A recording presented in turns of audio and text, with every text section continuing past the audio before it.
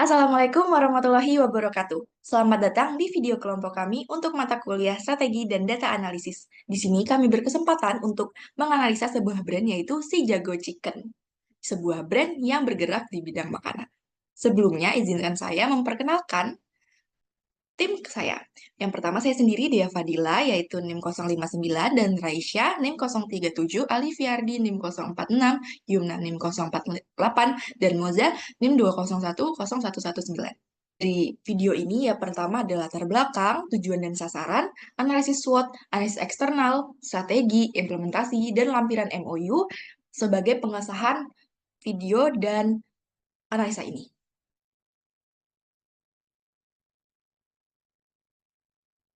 Lanjut ke latar belakang akan dijelaskan oleh Yumna. Nah, latar belakang dari proposal kami sendiri itu karena saat ini sudah canggih sekali perkembangan teknologi, maka dari itu mudah terjadinya pertukaran budaya. Salah satunya yang paling marak saat ini di Indonesia adalah budaya Korea. Saat ini budaya Korea sangat digandrungi oleh berbagai kalangan, terutama Gen Z. Akhirnya, para berbisnis yang ada di Indonesia itu memanfaatkan peluang ini untuk mendapatkan keuntungan, yaitu dengan akhirnya mereka mengeluarkan berbagai produk ataupun jasa yang berkaitan dengan Korea. Nah, kami mengambil salah satu bisnis yang berkecimpung di dunia F&B, yaitu food and beverage. Salah satunya adalah si Jago Chicken. Ia menawarkan produk berupa sayap ayam dengan bumbu saus khas Korea. Tujuan dan sasaran kami itu kami ingin mengaktifkan akun media sosial milik si Jago Chicken yang terakhir aktif sekitar tahun 2023 kemarin. Nah, dengan itu kami ingin memperluas awareness di masyarakat Jogja agar mereka tahu bahwa ada sebuah brand yang menjual sayap ayam Korea gitu. Kemudian setelah mengaktifkan akun media sosial, ya kami ingin membuat konten yang menarik, yang memberi konsep menarik yang nantinya akan menarik konsumen di akun sosial media. Nah, setelah itu kami juga ingin menciptakan kemasan yang menarik karena setelah kami survei kemarin mereka tidak memiliki kemasan yang memiliki karakteristik si Jago Chicken. Nah, kami ingin mendesain kemasan produk itu yang memiliki karakteristik seperti warnanya atau fontnya seperti itu. Lanjut untuk analisis situasi, di sini ada analisis SWOT dan analisis STP. Untuk pertama, di SWOT ada kekuatan. Kekuatan dari brand si Jago Chicken. Yang sudah kami analisa itu rasa ayam yang beragam, harga yang terjangkau, bahan produk yang terjamin, konsistensi operasi penjualan, dan pelayanan yang ramah. Di sini yang kami tonjolkan adalah konsistensi dan pelayanan yang ramah. Konsistensi di sini karena brand sudah bergerak sejak 2015, di mana cukup lama dan berarti brand tersebut sudah cukup laku, bukan? Lalu ada pelayanan yang ramah. Pada saat kami datangi ke outlet atau ke produksi si Jago Chicken, pelayanan dari pemilik dan penjual ini sangat ramah kepada kami. Bahkan kami bertanya tentang si Jago Chicken dan beliau sangat ramah menanggapinya. Lalu untuk weakness-nya, hanya tersedia satu jenis minuman, sistem penjualan hanya take away, sosial media tidak aktif karena tidak aktif sejak 2023, lalu pengemasan kurang menarik, lalu tempat yang tidak strategis karena tidak ada di tengah kota Jogja seperti itu. Lalu untuk opportunity yang bisa dijadikan sebagai peluang brand ini yaitu pangsa pasar meluas di Jogja dan meluas ke skala nasional. Jadi kami harapannya agar bisa meluas ke seluruh jangkauan Jogja gitu. Jadi semua target pasar yang ada di Jogja bisa tak mengetahui brand si Jago Chicken. Lalu tempat produksi yang luas agar pengemasan dan pembuatan bersih gitu. Lalu pelayanan yang ramah berpeluang untuk mendapatkan ulasan yang baik dan juga bisa mendatangkan pelanggan-pelanggan baru dari ulasan tersebut. Lalu banyak peminat makanan Korea di Jogja sesuai dengan apa yang ada di Google Trend bahwa peminatan Korea itu untuk daerah Jogja itu nomor satu di Google Trend. Jadi ini dapat menjadi peluang yang bagus. Selain itu, untuk ancamannya sendiri, karena tadi tren nomor satu di Jogja, jadinya banyak pesaing nih yang juga menjual ayam Korea seperti itu. Lalu untuk STP-nya dari segmenting ada demografi, demografinya dari 15 sampai 35 tahun, itu dari remaja ke dewasa, remaja awal itu umur-umur yang ingin mencoba hal baru. Jadi kami mensegmentasikan untuk umur-umur remaja seperti itu. Lalu targeting, kami lebih mentargeting ke behavior atau perilaku para remaja awal karena mereka itu kan untuk pada yang menyukai drama Korea atau K-pop.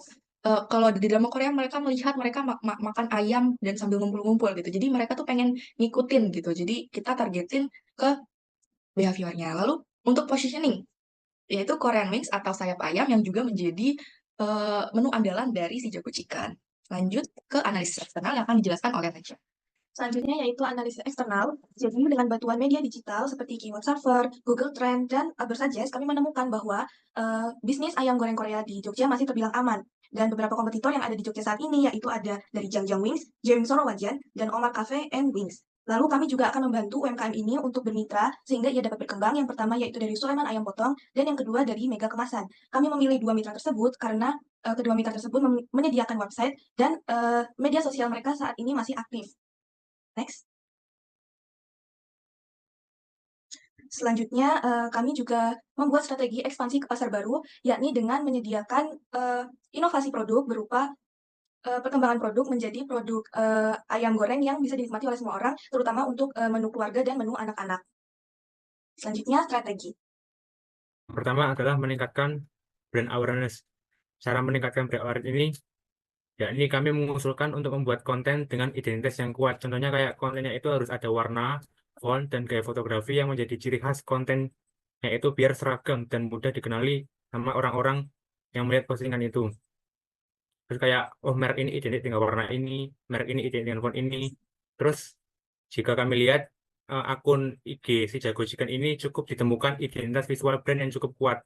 Tapi menurut kami masih banyak hal yang perlu ditekankan kayak fontnya gimana, gaya fotografinya gimana.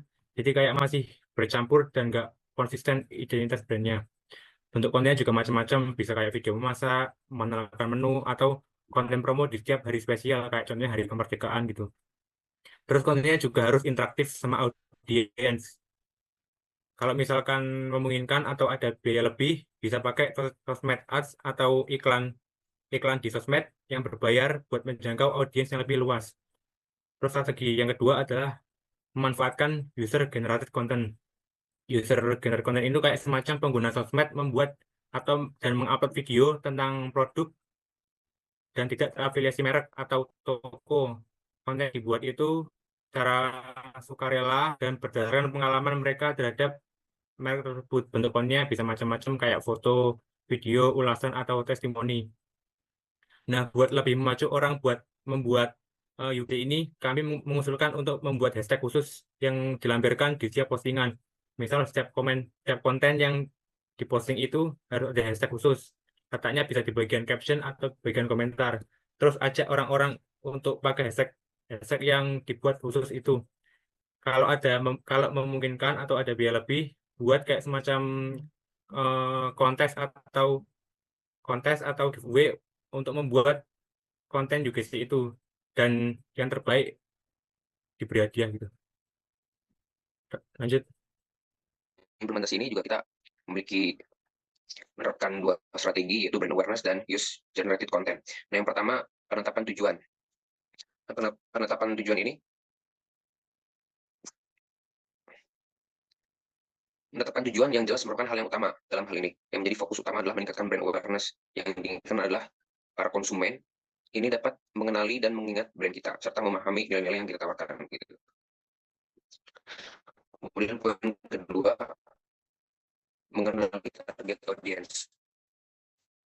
Memahami siapa audiens kita itu perlu melakukan analisis mendalam tentang demografi, mengetahui siapa yang dia tuju. Kita dapat yang poin ketiga, membuat content plan. Setelah mengetahui audiens, selanjutnya menyusun rencana konten menggunakan platform manajemen seperti Notion untuk merencanakan berbagai jenis konten yang akan diproduksi. Kemudian yang poin keempat, produksi konten. Poin ini merupakan kunci dalam strategi ini. Kembangkan berbagai format konten seperti artikel, blog, video promosi, infografis, dan desain visual yang mudah dibagikan. Setiap konten mencerminkan identitas brand dan menyampaikan pesan yang jelas tentang nilai-nilai yang ingin kita tonjolkan. Kemudian poin selanjutnya, memilih platform yang tepat. Tidak semua platform dapat digunakan. Karena memilih media sosial yang paling sesuai dengan audiens target kita itu dapat maksimalkan pemasaran yang efektif. Misalnya Instagram dan TikTok itu sangat efektif untuk konten visual dan video pendek. Nah, sementara YouTube untuk video yang lebih panjang durasinya. Kemudian poin terakhir, evaluasi dan optimasi. Nah, setelah campaign berjalan, pentingnya untuk melakukan evaluasi performa konten menggunakan alat analitik untuk mengukur engagement, jangkauan, dan dampak dari setiap jenis konten. Nah, analisis ini akan memberikan wawasan berharga tentang apa yang berhasil dan apa yang perlu diperbaiki di masa mendatang. Nah, itu tadi penjelasan dari kami. Ini ada lampiran yang akan memperlihatkan MOU perizinan kami dengan si Jago Chicken sebagai bentuk pengesahan kerjasama ini. Nah, MOU ini sudah dengan secara resmi ditandatangani oleh pemilik si Jago Chicken, yaitu Mbak Ulin Palupi. Semoga kerjasama ini dapat berjalan dengan baik sampai ke tugas UAS. Sekian dari kelompok kami. Semoga apa yang kami sampaikan bermanfaat dan apabila kami ada kesalahan, mohon dimaafkan. Sekian, wassalamualaikum warahmatullahi wabarakatuh.